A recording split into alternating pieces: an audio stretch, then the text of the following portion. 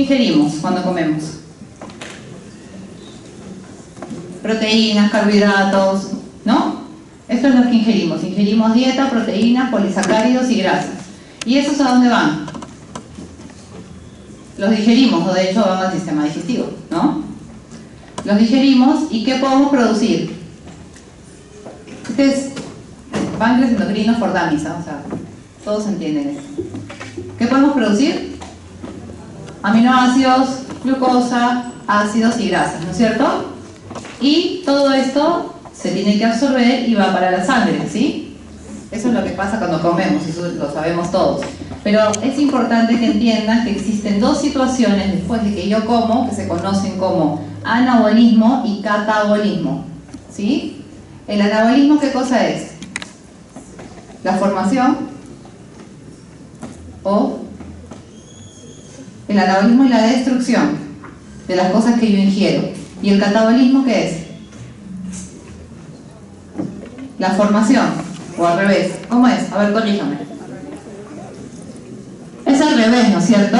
Cuando yo tengo las vías catabólicas, formo para obtener energía, formo un montón de sustancias, moléculas. Entonces el catabolismo es la formación y el anabolismo es la destrucción, ¿sí? Estas son las dos cosas que yo voy a hacer cuando coma. O voy a formar cosas o voy a destruir cosas, ¿sí? ¿Hasta ahí está claro? Bueno, entonces este es el páncreas. El páncreas es una unidad funcional que es el islote de Langerhans con sus células beta que producen insulina. Existen de 1 a 2 millones de islotes en el páncreas, eso ya lo pueden leer. Y esto es unos gráficos que yo hice con un amigo cuando tratábamos de enseñar endocrino, sobre todo endocrino pancreático, porque cuando van a ver el gaito, no sé si ya lo han revisado, ven una serie de vías metabólicas que la verdad es que al principio ni yo misma las entendía. Entonces tratamos de hacer estas imágenes como para que sean un poquito más fáciles de digerir. Y acá dice, tras una comida, la glucosa se acumula en el hígado como glucógeno. ¿Han llevado ustedes bioquímica? ¿Sí? ¿Más o menos se acuerdan un poquito? O la clase de bioquímica fue muy tela, no se acuerdan nada. ¿Cómo fue? Ya, y me voy a hacer acá como para ver también el dibujo. Dice, tras una comida, la glucosa se acumula en el hígado como glucógeno y las grasas en el tejido adiposo. Entonces ven que tengo dos cosas que me sirven, dos órganos en realidad cuando como. El tejido adiposo y el hígado, ¿sí? Entonces la glucosa se va al hígado y las grasas ¿a dónde se van? Al tejido adiposo, ya. Entre una comida y otra, o sea, cuando no estoy en un periodo de ayuno, el hígado libera glucosa y el tejido adiposo libera ácidos grasos. Entonces, cuando no tengo comida en la sangre, el hígado bota glucosa a la célula y el tejido adiposo bota ácidos grasos. ¿Esto para qué lo hace? Para darme energía, porque si yo no he comido y no tengo ningún tipo de nutriente, la célula teóricamente está en hipoglicemia, ¿no es cierto? Pero el hígado hace su trabajo y bota glucosa a la célula y el tejido graso también hace su trabajo de lo que recibió en ingesta y bota ácidos grasos, ¿sí? Bueno, entonces, ¿qué hormonas intervienen en el metabolismo? La insulina, el glucagón, la adrenalina, el cortisol, la hormona de crecimiento y las hormonas tiroideas. Todas estas hormonas son hormonas metabólicas, ¿sí? Las dos principales que vamos a discutir hoy día son insulina y glucagón, para poder entender las vías metabólicas.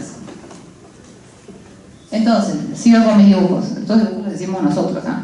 La insulina permite que las células capten glucosa. Entonces, si esta es la célula, esto verde, amorfo, y esta es la glucosa, estos puntitos, la insulina permite que la célula capte glucosa.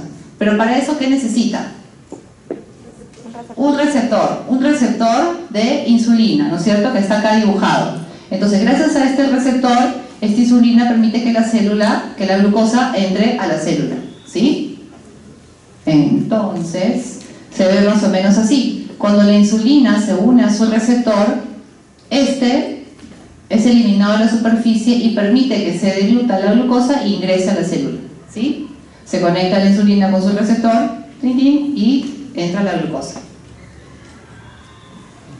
La glucosa también estimula la secreción de la insulina en las células beta.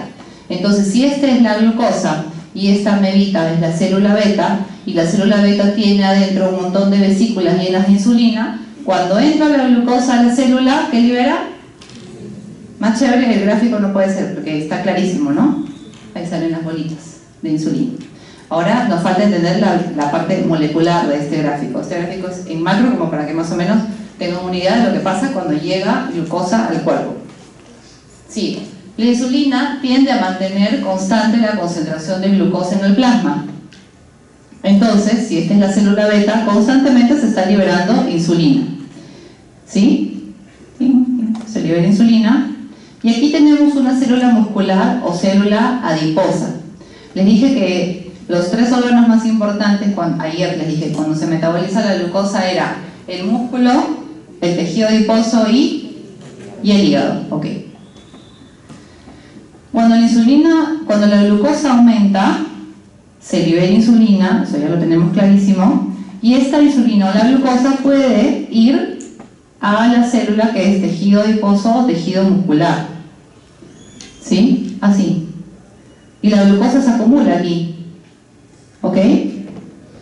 En el tejido adiposo o tejido muscular. Entonces, otra vez tenemos el páncreas. Y el páncreas tiene solo células beta, ¿no es cierto? ¿O qué más tiene? Tiene otras células. Tiene célula alfa, célula delta y célula F. La célula alfa produce glucagón en un 30%, la célula beta produce insulina en un 60%, y la célula D produce una cosita que se llama somatostatina. ¿Alguien sabe lo que es? Es un inhibidor de la hormona de crecimiento, ¿sí? Pero además me inhibe otro par de cosas. Me inhibe el glucagón y me inhibe la insulina también. Entonces es importante para tenerlo en cuenta para entender el metabolismo, ¿sí?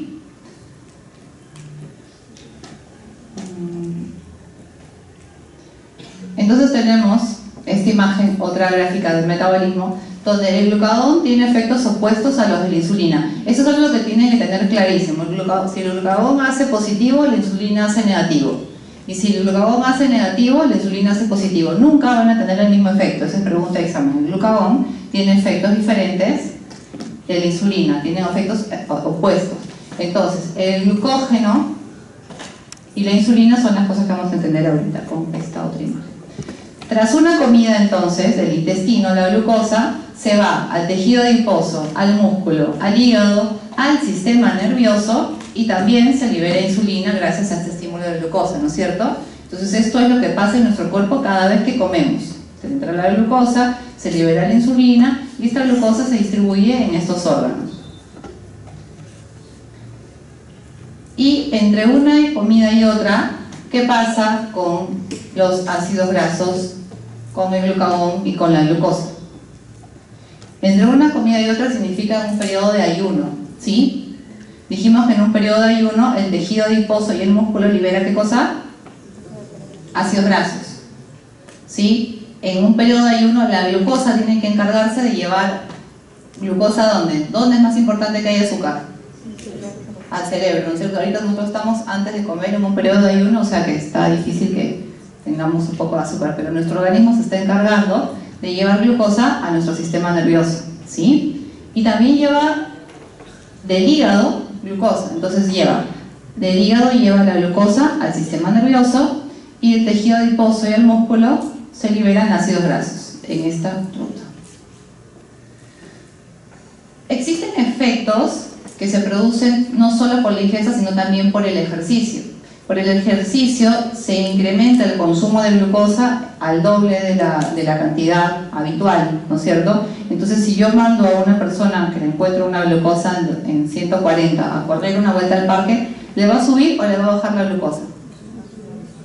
Le va a bajar la glucosa. De hecho, los endocrinólogos hacemos ese experimento. Cuando nos llega un paciente diabético con 200 de glucosa, le decimos, toma un litro de agua y date una caminada a la vuelta del hospital. Y llega con la glucosa en 140. O sea, baja un porcentaje la glucosa el hecho de hacer ejercicio. Eso es importante que lo tengan en cuenta para el metabolismo, porque hay consumo de glucosa por el cerebro y degradación de glucógeno por el hígado.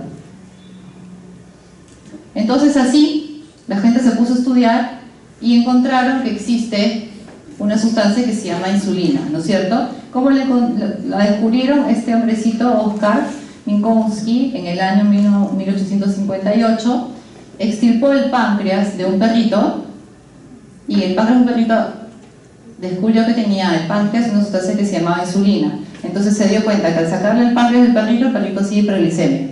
Le inyectaba la sustancia del páncreas y le bajaba la glucosa. Descubrió la insulina. ¿Sí? Ahí. Y estos dos fueron los que complementaron el estudio. Cuando les pregunten quién descubrió la insulina, van a responder esto: Banting y Best. Esa pregunta es pregunta de residentado, no sé por qué. Banting y Best fueron los que descubrieron la insulina. Esta es la perrita a quien le inocularon por primera vez la insulina. Esto fue en Toronto, Canadá. ¿Sí? Un poquito de historia. ¿Y qué funciones tiene la insulina? ¿Qué hace? ¿Para qué me sirve? Para bajar la glucosa, ¿no es cierto? Entonces es hipoglucemiante. La insulina es un polipéptido que es estimulada por la hiperglicemia, es inhibida por la hipoglicemia y por la somatostatina, que se produce en las células D del páncreas, y tiene una vida media en la circulación de 5 a 10 minutos y está unida a globulinas.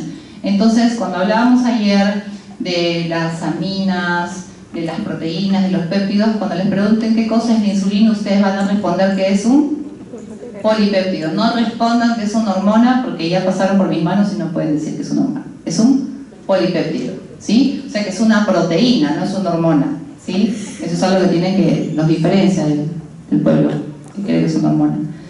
Y los efectos de la insulina son estos. ¿Dónde son los efectos de la insulina? ¿En qué órgano es más importante? Se produce en el páncreas, sí, pero ¿y los efectos para dónde van? Hígado, ¿qué más? Tejido graso y músculo, ¿sí?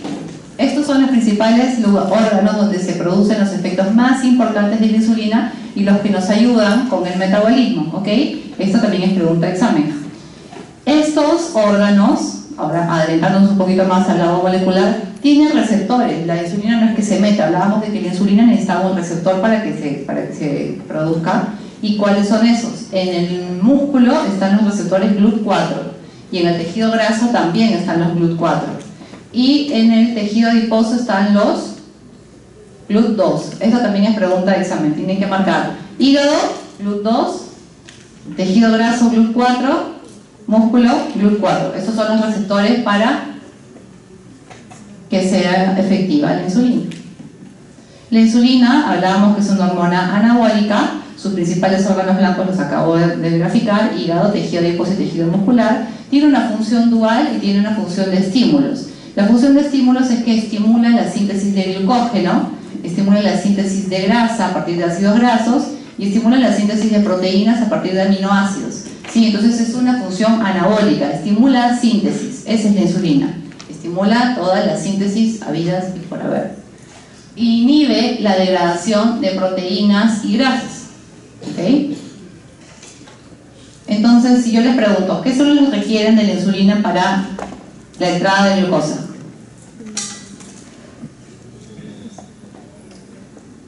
Las células en las cuales la insulina no afecta la absorción de glucosa es el cerebro.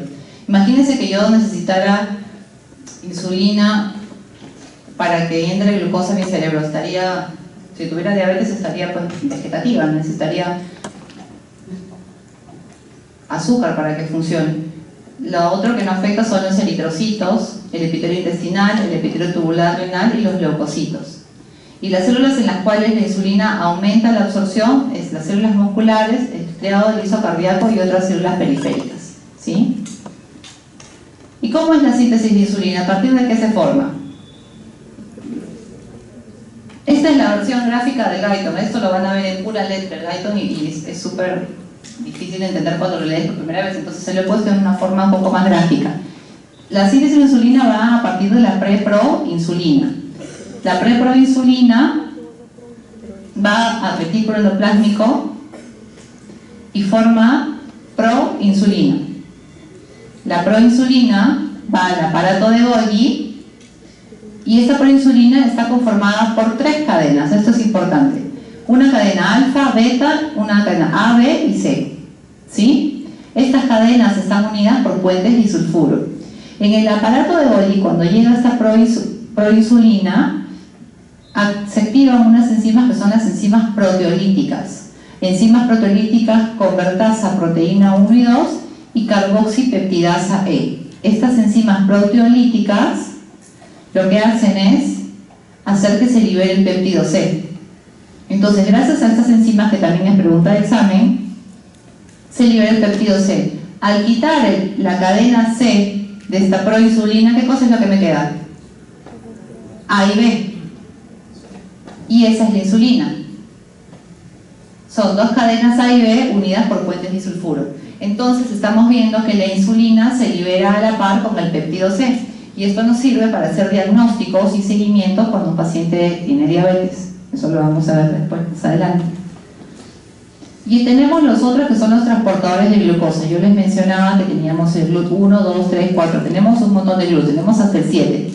Pero les voy a hablar de los más importantes. El GLUT 1, por ejemplo, lo que les mencionaba ahorita, es independiente de insulina. O sea, yo no necesito insulina para que esta glucosa entre a mi cuerpo. ¿Dónde no necesito insulina para que la glucosa entre? En el cerebro, es importantísimo. Otro, en los eritrocitos. Y otro, en la placenta. El GLUT 2 se encuentra en las células beta de los islotes del hígado, como lo vimos en el gráfico, y es el sensor de glucosa para las células B. Es un sensor. Está atento a que haya glucosa en el hígado y al toque que la siente, la capta y la absorbe. ¿Sí? El GLUT 3 está en el encéfalo, en la placenta, en los riñones, también se encarga de captar glucosa. Y el GLUT 4 son insulino dependientes.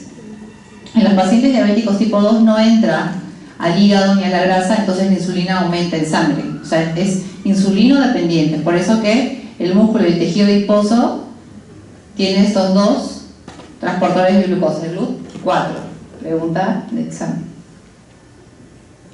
¿Y para qué sirve? Para captar glucosa, lógicamente. Y aquí tenemos una célula, y en esta célula vamos a aprender la síntesis y la secreción de insulina. ¿Sí? Tenemos el GLUT 2, que ¿dónde está? En el hígado. Y este GLUT 2 hace que se capte la glucosa y la glucosa entra a la célula. Y a través de una glucoquinasa se transforma en glucosa 6-fosfato. ¿Para qué hago esa transformación por una glucoquinasa a glucosa 6-fosfato? Para que no se escape. Muy bien, tiene un puntazo el que sabe eso. Eso es importantísimo. Esta enzima glucoquinasa transforma la glucosa a glucosa 6-fosfato. Ergo ya se quedó en la célula y no puede salir más. ¿Sí? Eso es importantísimo. Estas enzimas, todas las que voy a mencionar en esta tablita, vienen en el examen. Esta glucosa 6-fosfato pasa al ciclo de Krebs, que no se les voy a contar la historia porque ya en bioquímica se la contaron. Y al pasar al ciclo de Krebs, genera ATP y ADP, lógicamente, porque esa es la función de que entra al ciclo de Krebs, y después va a los canales de potasio dependientes de ATP y cierra los canales para que no salga el potasio. ¿Sí? Este potasio acumulado por esta energía, cerrado los canales de potasio, el potasio aumenta, y al aumentar tanto, ¿qué produce? Despolarización de la membrana. Y esta despolarización permite la apertura de los canales de calcio. Ingresan los canales de calcio y el calcio convierte la proinsulina en insulina y esta se libera de sus vesículas. ¿Sí? Esta es la síntesis de la insulina. ¿Ven cómo es sencilla?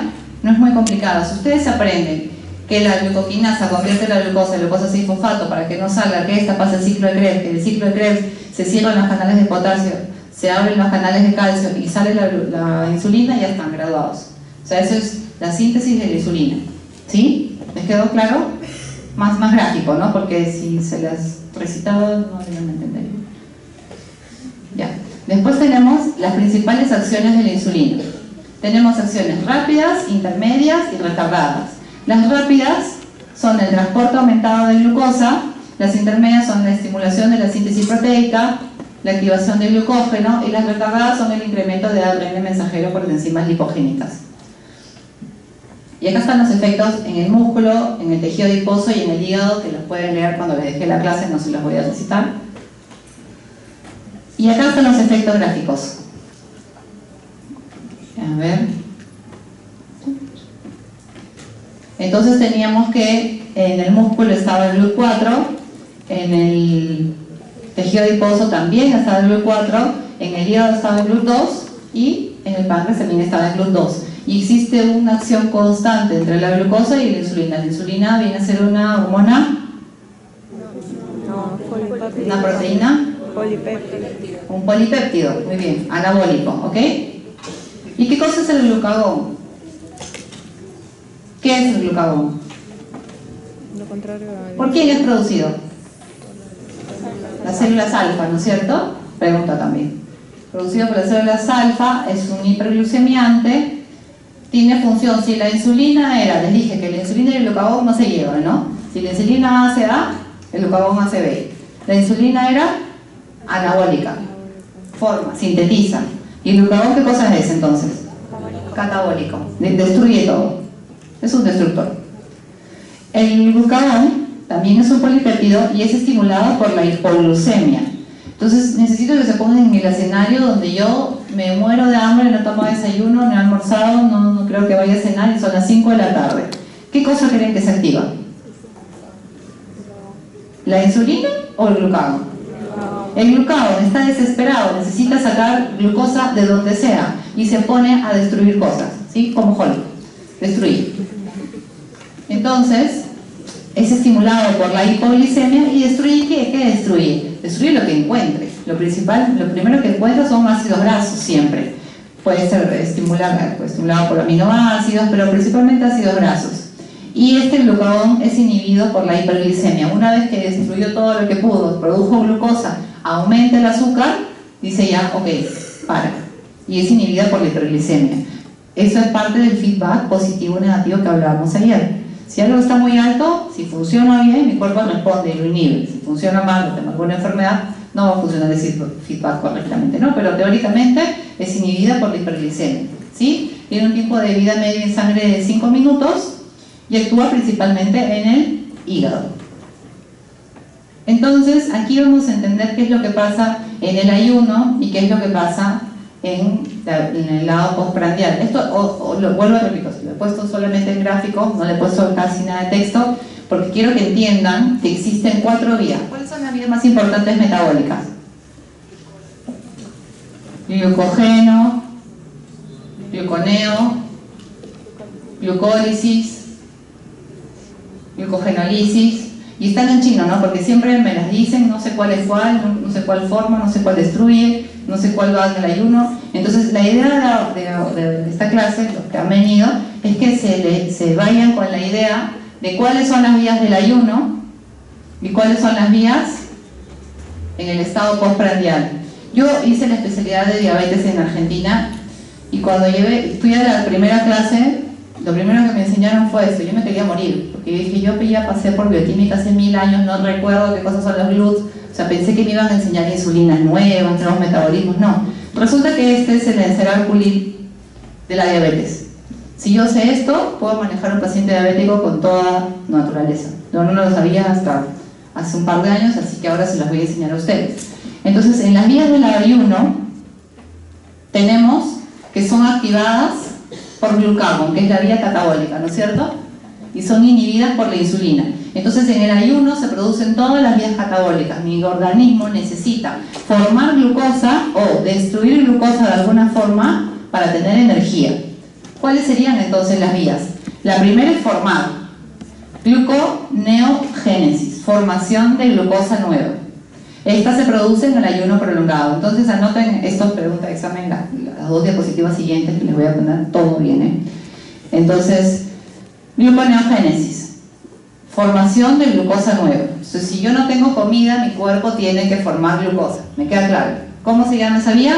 Gluconeogénesis. ¿Dónde se hace esa vía? En el hígado. ¿Sí? La gluconeogénesis en el ayuno prolongado es en el hígado. ¿Y cómo se forma? Se forma a partir de piruvato. Y este piruvato requiere 3 sustratos importantes que son lactato, alanina y glicerol 3-fosfato. ¿Y a dónde van estos? Al citoplasma, ¿sí? Entonces tenemos que estos van al citoplasma o a la mitocondria. ¿Cómo sería? Bueno, les cuento cómo es. Para formar piruvato requiero 3 sustratos, como les dije, lactato, alanina, glicerol 3-fosfato, y este piruvato, por una piruvato carboxilasa, que es una enzima, convierte el piruvato en oxalacetato. Este oxalacetato va al citoplasma y regresa. Al regresar, por una fosfoenol piruvato carboxilasa, forma fosfoenol piruvato. ¿Sí? Estas enzimas son las 2 más importantes de toda la vía metabólica: gluconeogénesis, formación de glucosa en el hígado. Repetimos: piruvato, 3 sustratos. ¿Cuáles? Lactato, alanina y glicerol 3-fosfato. Ok. El piruvato lo destruye una enzima que se llama piruvato carboxilasa. Piruvato carboxilasa el piruvato se transforma por una piruvato carboxilasa en oxalacetato. Este oxalacetato va al citoplasma y regresa. Y es trabajado por una enzima que se llama fosfoenol piruvato carboxiquinasa. Esta transforma a fosfoenol piruvato. Ya, hasta ahí ya lo tienen. Y después del fosfoenol piruvato se forma el glicerol 3-fosfato. ¿Sí? Después del glicerol 3-fosfato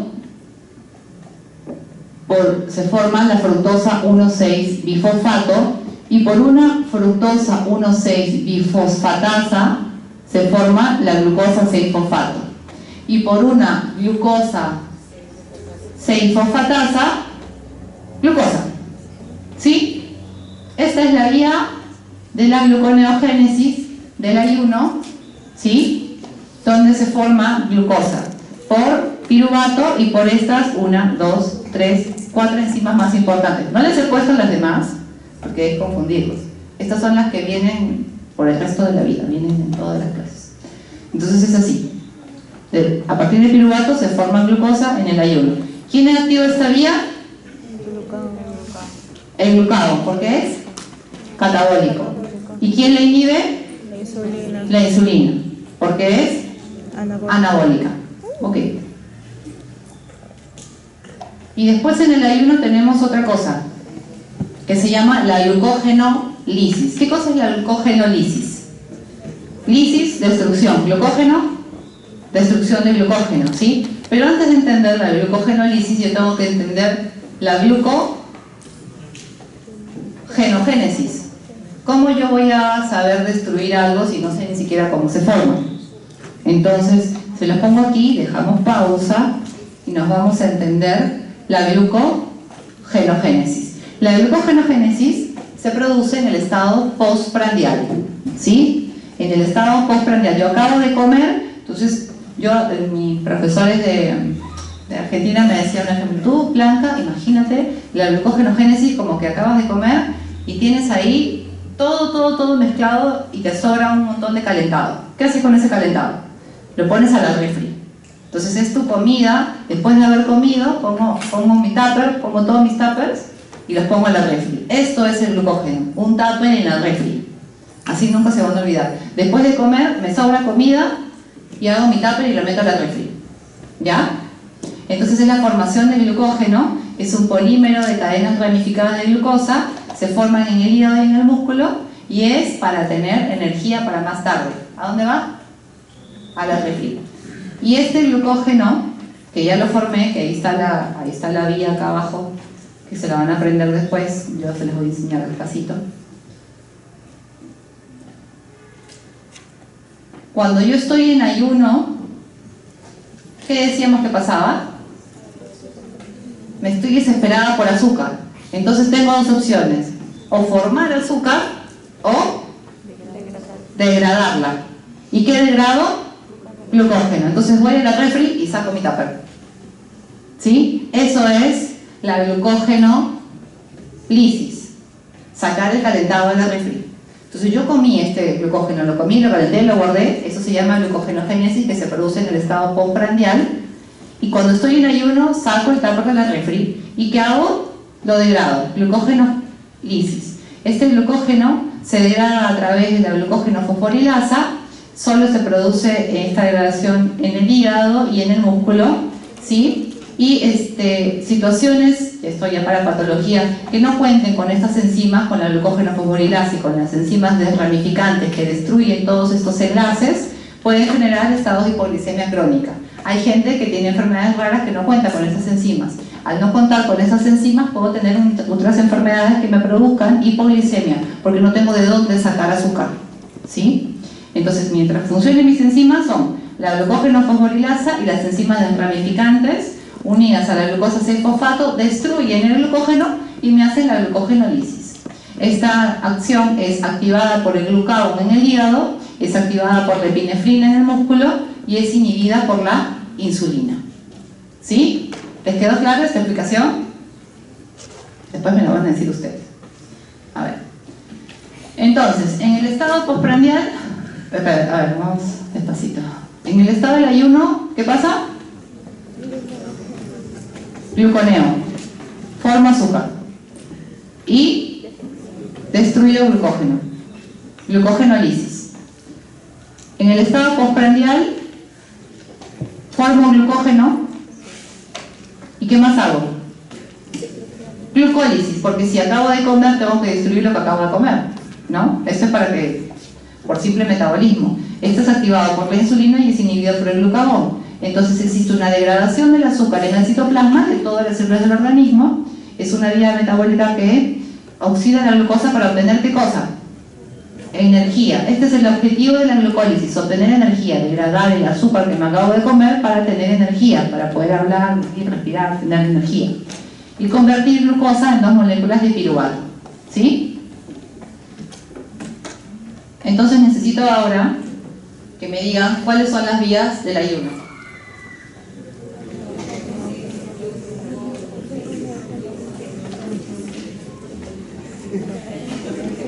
Es un trabalenguas. Imagínense en el ayuno, estoy desesperada por comer, ¿qué tengo que hacer? Gluconeo, formar glucosa. ¿Y qué más tengo que hacer? Glucogénolisis, destruir glucógeno. Abro la refri y pongo mi calentado. Y en el postprandial, ¿qué pasa? ¿Cómo? Glucólisis, destruye el azúcar para tener energía. ¿Y qué más? Y glucogenogénesis, formo glucógeno para mi calentado de más tarde. ¿Sí? ¿Les quedó claro entonces las 4 vías? Estas son las vías que después las van a leer despacito en su libro y más o menos con esta explicación espero que las puedan entender un poco mejor.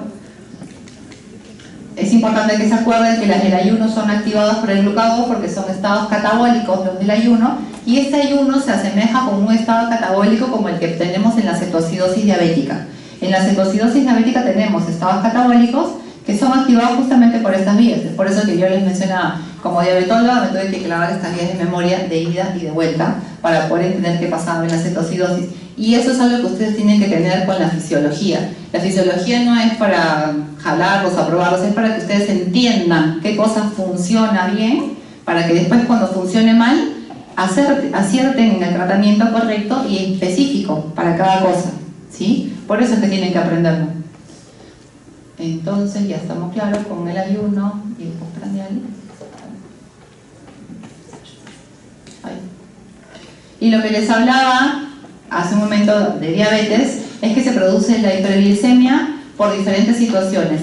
Es importante saber que esta hiperglicemia, ya vamos acabando para que nos vayamos, puede producir daño de disfunción endotelial, dislipidemia, inflamación, y todo está comandado por el estrés oxidativo. Es un estado catabólico también de hiperglicemia, ¿sí? Después,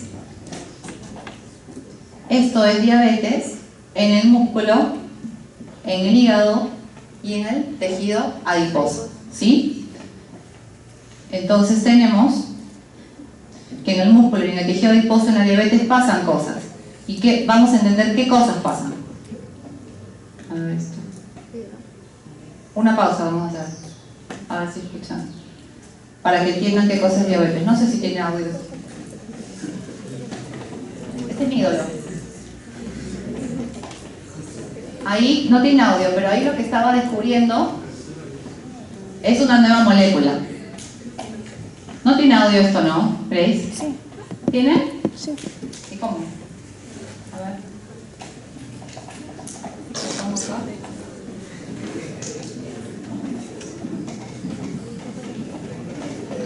Ah, porque tiene que ver presionado.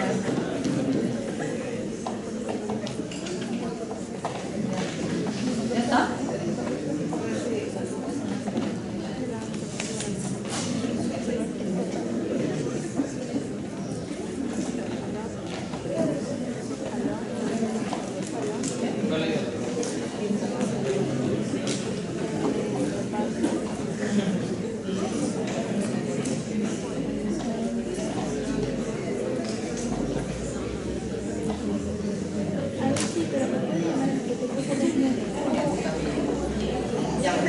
Entonces, lo que, ya, no tiene audio, pero tenemos que acabar la clase. Entonces, lo que quería ver con este video es que este pata estaba descubriendo su nuevo elemento, ¿no? Para que se salve y tenga su aparatito del corazón funcionante. Y este hombre lo descubría solo. Entonces, así como este hombre se ponía a descubrir solo, existe un hombre, porque no se ha muerto, que se llama De Fronzo, que descubrió un octeto para la diabetes que se conoce como el octeto De Fronzo. Así se llama. No tuvo mejor ego que este hombre que le puso el mismo nombre.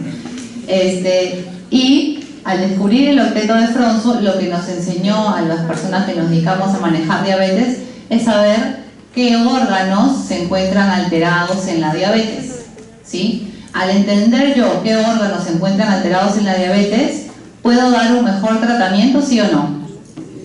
No le doy por dar, le doy dirigido a la falla, ¿sí? Existen nuevos estudios, y de hecho esa fue mi tesis de grado cuando me gradué de diabetóloga, genética aplicada en diabetes. O sea, además de las causas en órganos, los genes que se alteran en diabetes los podemos reconocer y después de reconocerlos dar tratamiento a esos genes y no tener complicaciones a la larga de la diabetes, simplemente tratarlas y ya. Entonces esa tiene que ser la meta de ustedes, pero para yo poder descubrir qué órganos, qué genes están alterados, ¿qué tengo que hacer? Leer. Yo no puedo descubrirlo así mágicamente. Entonces, les decía ayer, este señor era un erudito, era su único superpoder, leer, investigar, saber todas las fórmulas y cosas y las inventaba todas. Entonces es importante que ustedes como médicos lo hagan también, descubran cosas nuevas, aporten a la medicina, no se dedican solamente a recetar cosas. Y acá les voy a presentar la diabetes. ¿Qué cosa es? Es un desorden metabólico de múltiples etiologías caracterizado por una hiperglicemia crónica con disturbios en el metabolismo de los carbohidratos, grasas y proteínas debido a una alteración de la secreción de insulina y o acción de esta hormona. Esta definición es obsoleta. Ya no es debido solamente a una alteración de la insulina. Cuando hablábamos de diabetes, ¿qué pensábamos? ¿Qué cosa estaba alterado? ¿Qué órgano? ¿Y creen que el páncreas, solamente el páncreas, me puede producir tantas complicaciones? ¿Qué opinan? No. O sea, alguien más dijo, igual que ustedes, y ya les da la curiosidad, dijo, no, definitivamente no solamente puede ser el páncreas, porque le falla todo a las personas con diabetes. Entonces, nos pusimos a investigar qué factores están involucrados para que tenga diabetes. Ahora, hay dos tipos de diabetes, y eso no se los voy a dar en esta clase porque estamos en fisio y no en fisiopato. Pero es importante que se los aclare, hay diabetes tipo 1 y diabetes tipo 2. Las que yo les voy a mencionar son de las diabetes tipo 2, ¿ok? En la diabetes tipo 2, ¿qué pasa? Hay resistencia a la insulina, hasta ahí todos sabíamos, ¿no es cierto? Después hay una compensación de la insulina resistencia por parte de la célula beta. Esta resistencia a la insulina puede ser por predisposición genética o puede ser por predisposición ambiental. Ven que la predisposición genética es un puntito y la ambiental son un montón de cosas. Quiere decir que en nuestro mundo ahorita la diabetes se está volviendo una epidemia. ¿Y por qué se vuelve una epidemia? Porque ¿qué hay? ¿Qué ha aumentado en este tiempo? La obesidad. Hay personas con mucha más obesidad y esta obesidad altera nuestras moléculas y nuestras células y produce resistencia a la insulina. Esta obesidad y los factores genéticos y ambientales producen algo que se conoce como estrés pancreático. Este estrés pancreático produce una disfunción de las células beta. También esta disfunción puede ser por predisposición genética en diabetes tipo 1, por ejemplo. Y esta disfunción de células beta también es lesionada por gluco y lipotoxicidad. Cuando nosotros vemos en consulta una persona obesa, decimos que es una persona inflamada. porque existen un montón de moléculas inflamatorias y proinflamatorias que se están liberando en su cuerpito. Y estas moléculas inflamatorias producen glucotoxicidad y lipotoxicidad. Entonces no es algo estético tratar la obesidad, es algo médico, ¿sí? Esta gluco y lipotoxicidad produce disfunción de células beta, produce niveles aumentados de glucosa, lógicamente, y produce diabetes. Esto ya lo sabíamos, de hecho, está todavía en los libros. ¿Y esto? Esto es lo que les dije. La versión Ironman de la diabetología descubrió. Y es el octeto ominoso de Frons. La causa de hiperglicemia descubre que está debido a estos 8 órganos. Y esta es la otra pregunta de examen básica, así como la celulita de la insulina, esta es la otra pregunta, la otra diapositiva importante. ¿Y por qué? Porque nos dimos cuenta que la hiperglicemia estaba producida por una alteración a nivel del páncreas. Ok, en la célula pancreática, ¿qué cosa había? Incremento de la secreción de glucagón. ¿Sí? Ya, eso ya lo sabemos. ¿Y qué más había? ¿Qué más puede haber en diabetes? En el hígado. Nos dimos cuenta que no solamente había disminución de la insulina y aumento de glucosa, sino que además en el hígado había producción de más de glucosa. O sea que ya de encima vengo con hiperglicemia y mi hígado se le ocurre producir más glucosa. ¿Eso es algo normal? No, eso ya es una alteración, ¿no es cierto? Porque teóricamente no debería ser así. Entonces el hígado produce glucosa. En el músculo que hay, ¿se acuerdan que el músculo captaba glucosa por insulina? ¿Pero qué hay en el músculo? Resistencia a la insulina. Entonces otro órgano que estaba alterado era el músculo, donde había resistencia a la insulina. Después en el riñón, este es un riñón, existe un incremento de la absorción de glucosa. Hablábamos de los transportadores de glucosa, GLUT1, GLUT4, bueno, hay transportadores de glucosa también a nivel renal, que son los SGLT1 y SGLT2, que no se los mencioné, se los menciono ahora, y estos transportadores de glucosa se encuentran alterados. Entonces existe un incremento de la reabsorción de glucosa. Mi riñón absorbe más glucosa de la que debería absorber y entonces me sube más la glucosa, más hiperglicemia. Entonces ya tengo varias fallas. El hígado me sabotea y me produce más glucosa. Las células me producen más glucagón en el páncreas, células alfa. El músculo, hay resistencia a la insulina. Mi riñón se pone a absorber más glucosa por falla de los cotransportadores, SGLT1, SGLT2. El tejido graso ya estaba quemado con todas estas cosas y dice, no, ya, pues entonces acá estaba pasando algo. Y por estrés y por catabolismo se produce un incremento en la lipólisis, me produce más ácidos grasos. Este aumento de la lipólisis produce más hiperglicemia. Y tenemos dos situaciones. Bueno, el páncreas, ya lo saben, disminución de la secreción de insulina. En el cerebro existe difusión de neurotransmisores, las conexiones sinápticas del sistema neuroendocrino que hablábamos ayer está fallando y no reconoce la hiperglicemia y me produce más glucosa, más el cuerpo que produzca más glucosa. Entonces hay un montón de glucosa por todas partes. Y en el intestino, este es un intestino, se produce una disminución de lo que se conoce como el efecto incretina. ¿Alguien conoce el efecto incretina? El efecto incretina es un efecto que se produce a nivel de intestino y es que descubrió este hombrecito que en el intestino se producen dos sustancias que son similares a la insulina, que se conocen como GLP-1 y GIP. Este GLP-1 y GIP son sustancias similares a la insulina y que me ayudan a regularla. Entonces, si yo tengo en mi intestino una alteración de este efecto, no voy a producir estas sustancias similares a la insulina y voy a tener más hiperglicemia. ¿Sí? Hay una falla en el efecto incretina. Pero ¿qué pasaría si yo fuera diabética y tengo el riñón malogrado, el hígado malogrado, tengo falla renal, tengo cirrosis y tengo una alteración muscular, no sé, una alteración muscular reumatológica? ¿A dónde le doy tratamiento si todos estos órganos que se supone que tengo que tratar están fallados? Al intestino. Entonces le doy medicamentos que me potencien esta GLP y esta GIP, que son incretin-miméticos. Entonces, por eso es que se entendían que estos 8 órganos se encuentran alterados. Y de hecho en esta imagen la podemos ver. En el músculo le doy tratamiento para mejorar la menor captación de glucosa. En el hígado le doy tratamiento para mejorar la mayor captación de glucosa. En el páncreas le doy tratamiento para mejorar la menor secreción de insulina. Al cerebro le puedo dar tratamiento para mejorar la disfunción de neurotransmisores. Al páncreas le puedo dar tratamiento para que la liberación de mayor secreción de glucagón disminuya. Al intestino le doy tratamiento para que me mejore el efecto incretina y le doy sustancias que son similares al GLP y otras que me inhiben la enzima que destruye este GLP. En el tejido adiposo le doy sustancias que me disminuyan la lipólisis y en el riñón le doy sustancias que me resuelvan el incremento de la transfusión de glucosa. Y así, con todas estas sustancias, que acá están los fármacos aplicados a un costadito, mejoro la hiperglicemia. Entonces ya no solamente le doy una pastilla, sino que tengo 1000 opciones para mejorar la hiperglicemia. ¿Y eso cómo lo tengo? Entendiendo las causas. Entonces quiero que me digan los 8 órganos que se alteran en el objeto. Riñón, músculo, hígado, páncreas, cerebro, intestino. Siempre se olvidan de decir.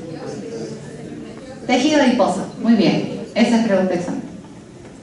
Una vez entendido esto, muchas gracias por su atención. Eso es toda la lista.